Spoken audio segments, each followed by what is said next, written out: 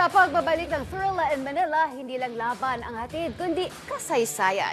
Ang apo mismo ni boxing legend Muhammad Ali, handang ipakita ang legasiya ng kanyang lolo sa loob ng ring. May report si teammate Jamaica Bayaka. Isang bagong kabanata sa kasaysayan ng boxing ang isusulat ng apo ng boxing legend Muhammad Ali dito mismo sa Pilipinas.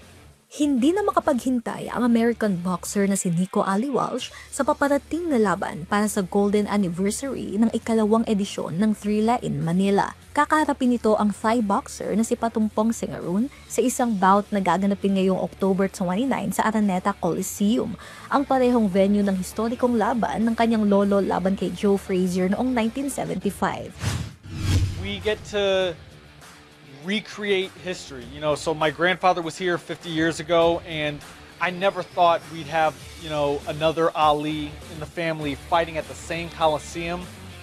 At this, 50 years almost to the date, it's amazing. I'm used to the big stages, which is very comfortable for me now. I'm excited for it, and I'm looking forward to putting on another amazing performance. Itinuturing na isa sa pinakamatitinding laban sa kasaysayan ng boxing ang Thrilla in Manila. Sa muling pagbabalik nito, layunin na muling buhayin ang interes ng mga kabataang Pilipino sa sport sa pamamagitan ng mga international fights na gaganapin sa bansa. Para kay Nico, bagaman may pressure, isa itong karangalan na gumawa ng panibagong kasaysayan, bitbit ang pangalang Ali. It's amazing for me selfishly that I get to fight here because I love to fight. But the best way to honor my grandfather would be to be the man that he was and to treat the people the way he did. And that's in my soul, that's in my spirit, that's what I want to do, and that would be the best way to honor him. I know if my grandfather was here and if he was healthy, he would be here at this fight. I know that.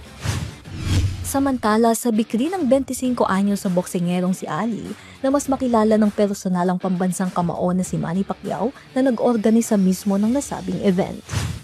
This is amazing that I get to see him. That was 13 years ago. So, I don't look like the same person. I've seen him passing by but never got to shake hands with him since then. So this will be very exciting.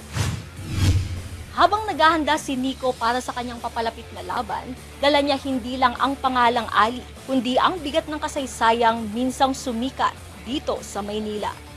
Jamaica Bayaka, para sa atletang Pilipino, para sa bago Pilipinas.